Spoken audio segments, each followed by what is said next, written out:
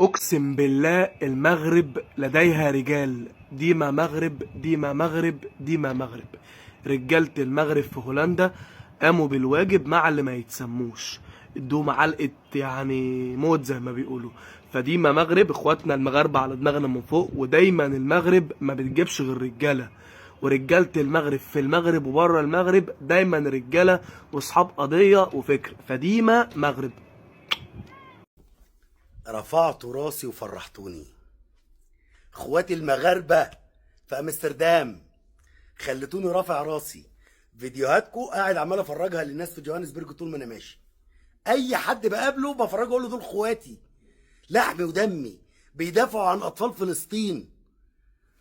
ايه العظمه دي وايه الجمال ده وايه الحلاوه؟ والله بحبكم يا اخي، والله بحبكم اكتر ما كنت بحبكم.